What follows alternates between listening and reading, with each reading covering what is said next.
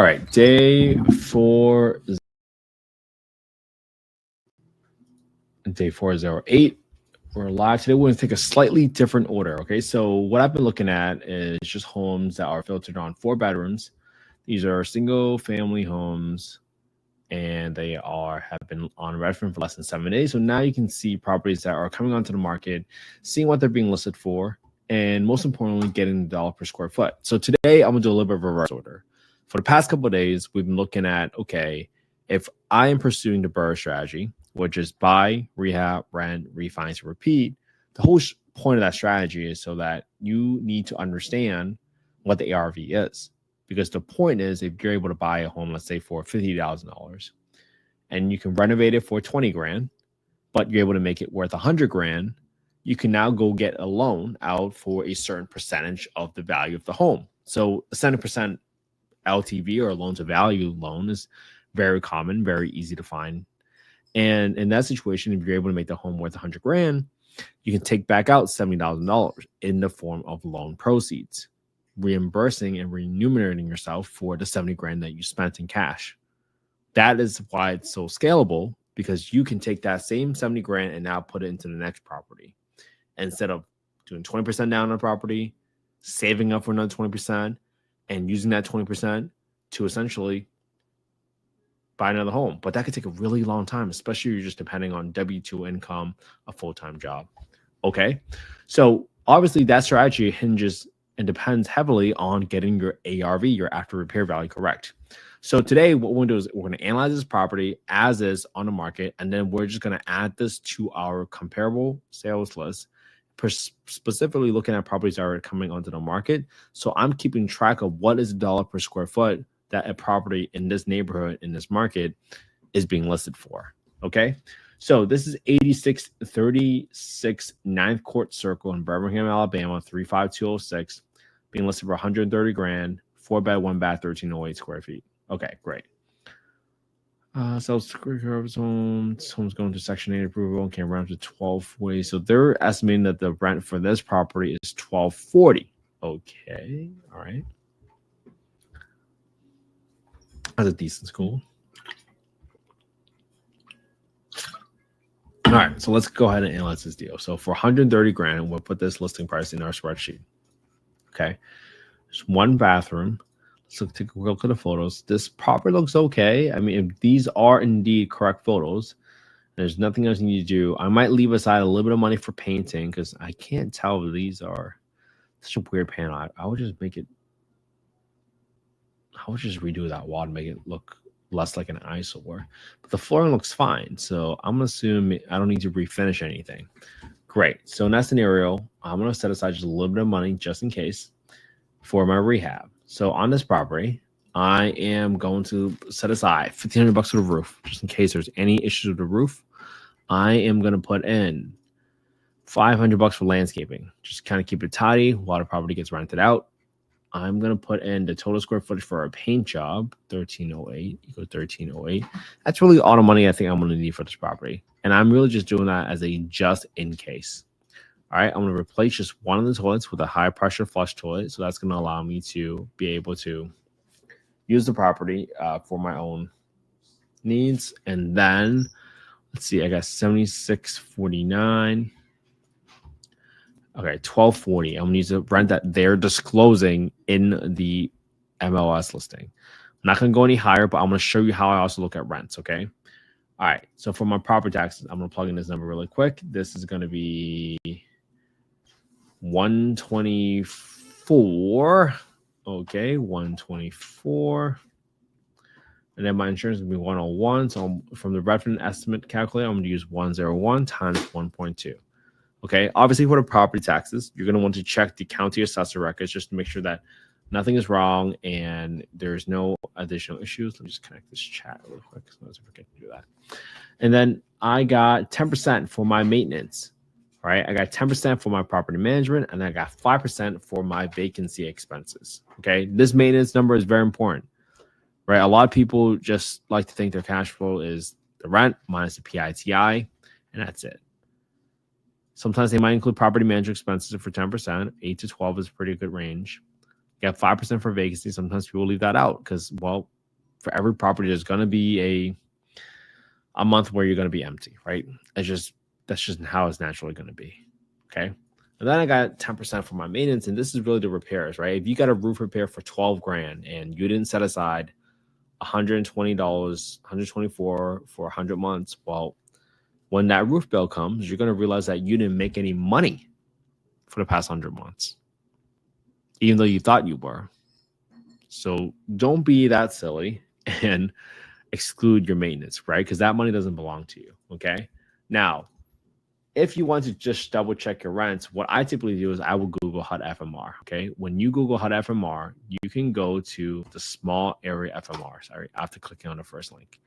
If you look up FY 2025 small area FMRs, you can click on a state and the county that the property is in. This is in Jefferson County.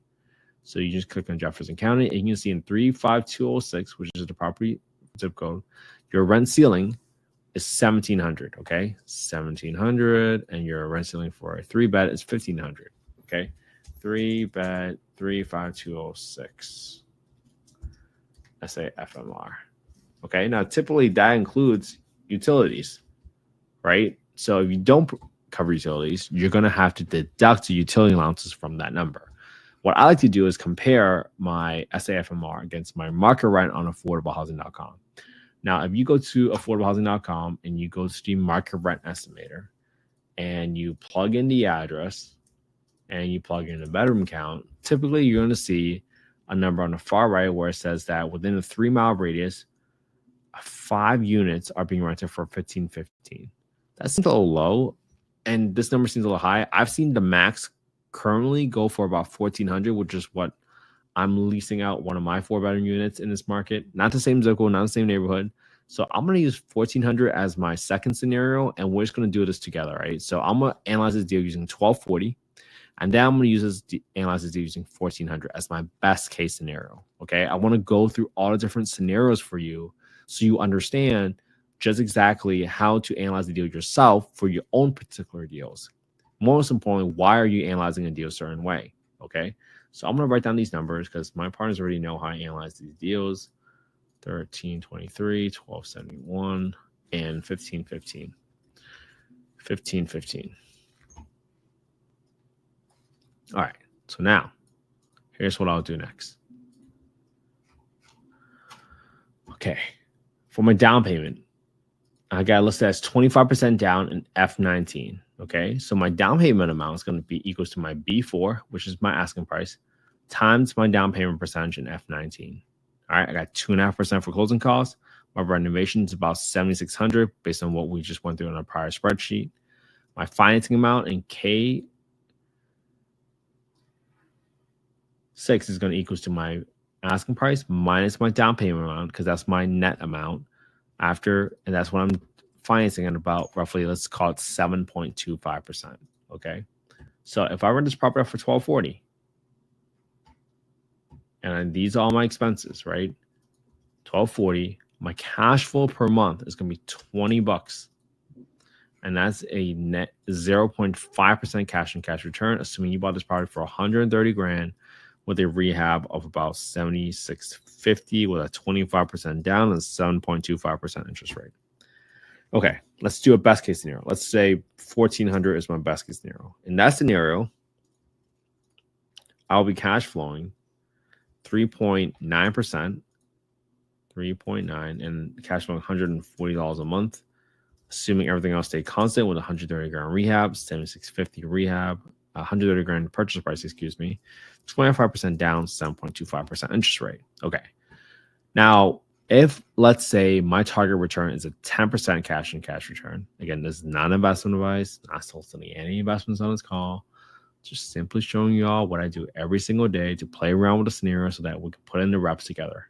So if I lower this to $100,000, now all of a sudden, okay, I can achieve a 10% return now, right? So assuming I can still rent out for $1,400,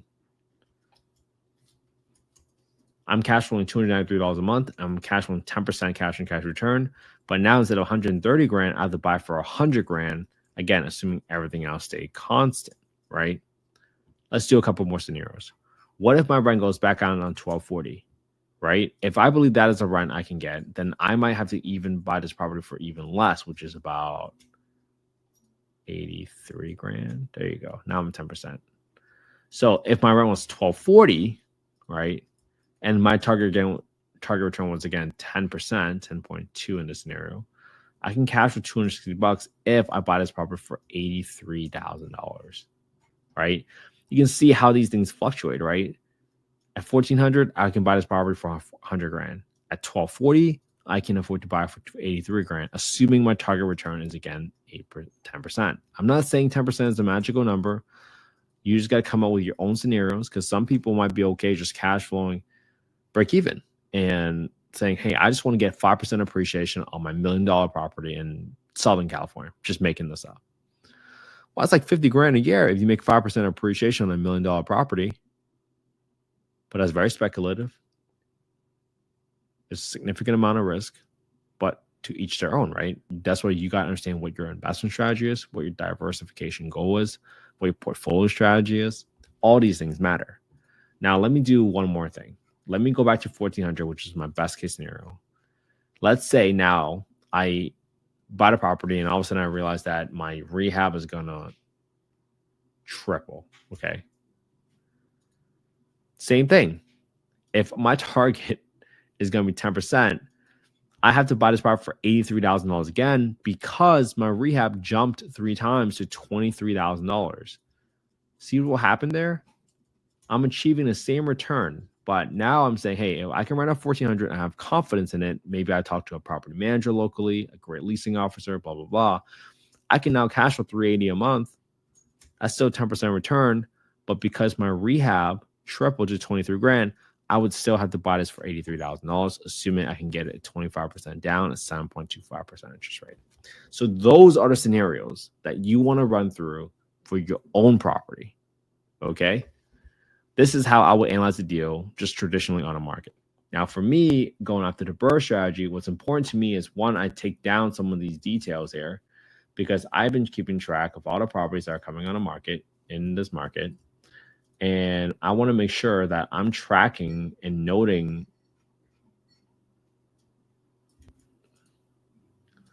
these properties. This is a 4-bed, 1-bath. This is 1308 square feet. This was built in 1954. This is my sold price. This is listed price for 130. Listed 11,824. So my price per square foot is going to be equal to $99 a square foot. My lot size is what? 0.27 acres. 0.27 acres. No garage, no basement, no HOA. Let's see what neighborhood this is in. I usually just write down what the closest neighborhood is here when I zoom out a little bit. This is in South Highlands. So I'm going to write that out. That's the closest one. South Highlands. Great. And now my comments here is going to be just on general condition. I look at paint, flooring. Bathroom is not super modern.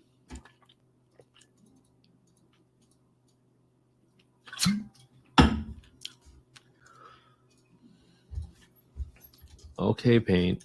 No flooring needed. Okay, bathroom.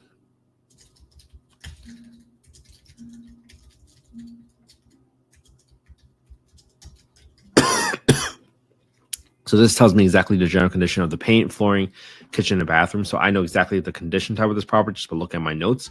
So next time I see a property where I say, hey, this is probably the condition of the home that I want to renovate my property towards, this gives me a pretty good idea of what my ARV is, especially if I find another property that I can buy all cash in this area.